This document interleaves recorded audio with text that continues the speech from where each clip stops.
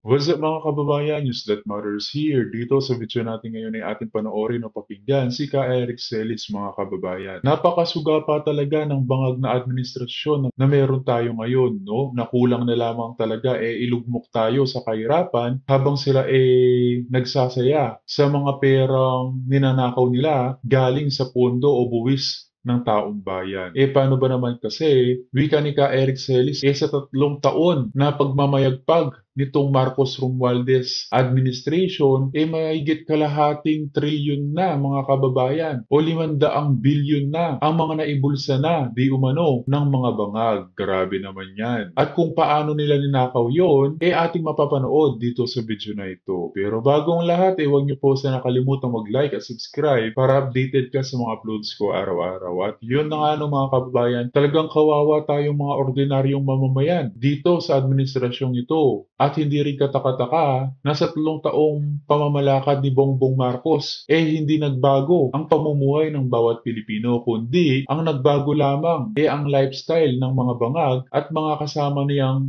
elitista o oligarko. Kung kaya naman hindi ko na patatagalin pa, ito na ang buong video.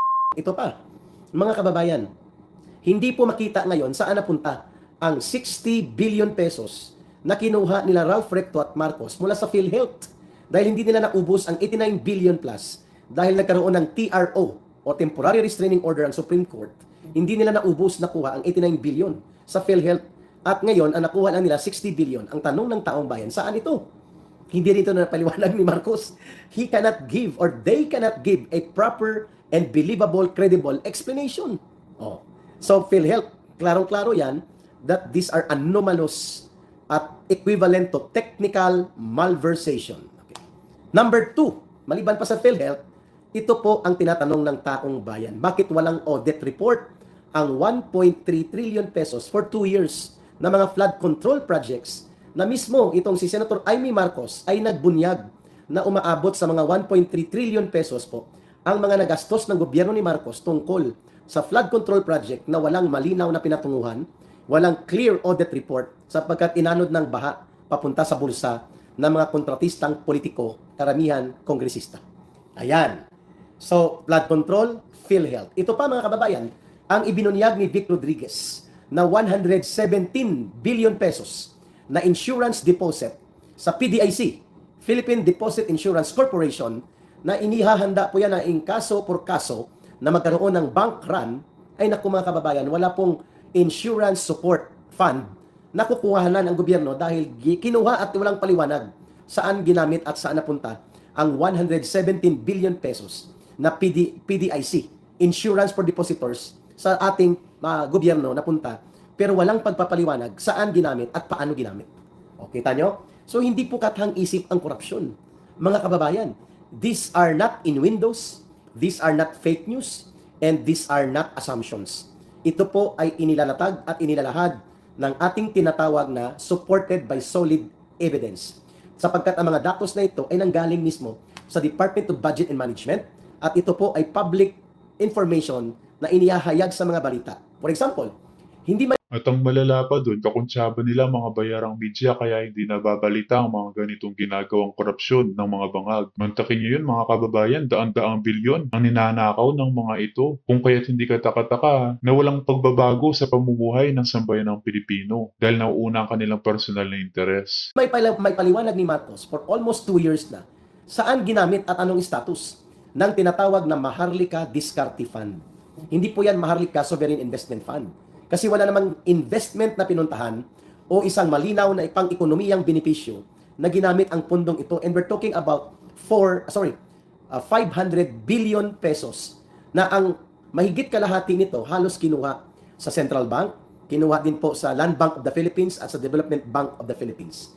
That even the International Monetary Fund, IMF, na isang pangdaigdigang financial review and the management advisory body sa buong mundo sa mga gobyerno, ang nagsasabi na nakakaduda at napakadelikado na ang more than 50 or almost 50 billion pesos na capital fund ng Land Bank of the Philippines na dapat ay yan ay pinupundo para sa agricultural development, modernization, and support sa mga magsasaka ay ipinundo sa Maharlika Diskarte Fund. At mga around 75 billion pesos mula naman sa Development Bank of the Philippines. At ang advice ng International Monetary Fund ay ibalik dapat ito ng gobyerno sa financing and banking, state banking corporation ng Land Bank of the Philippines at ng Development Bank of the Philippines. Hindi rin po ito ipinapaliwanag ni Marcos. The total public fund na pinapunta at were overflowed into the channel of Maharlika Diskarte Fund, umaabot po yan mga kababayan, ng mga 500 billion pesos. Ngayon, saan ito napupunta? Walang pagpapaliwanag. Ang 129 billion pesos na gold reserve worth para sa 25 tons, 25,000 kilos ng gold reserve, ibinenta din po nila Marcos at wala din pong pagpapaliwanag saan ginamit at bakit ganito ang nangyayari. Yun mga kababayan, ang pagpapakita that there is a very serious pattern of systematic and massive corruption in the government right now dahil sa kakulangan ng transparency, credible audit report, at marami pong mga pagtatanong kung bakit ganito ang nangyayari sa mga public funds na ito. That even the Supreme Court in the oral argument pertaining doon sa pag-question sa constitutionality and other legal question in the aspect ng PhilHealth na bakit kinuha ang 60 billion reserve or excess fund for the year 2024, ay nakita ng mga Supreme Court justices that the PhilHealth is now in a bankrupt state going towards total collapse of public health sector services mula sa PhilHealth in the next 3 years. At walang pakialam sila Marcos para dyan. Basta, zero budget nilang PhilHealth, kinuhanan pa ng pondo at ang malala ay hindi malinaw kung paano makaka-recover ang PhilHealth na siyang inaasahan po ng mga ordinaryong mga mamamayan. Ayun, ito pa, mga kababayan. Mismo ang dalawang nangungunang mga financial advisors ng mga nakaraang administrasyon who are considered experts pagdating po sa financial review and management sa public funds and budget. I'm talking about former Finance Secretary Jesus Estanislao and former Finance Secretary Ramon Del Rosario.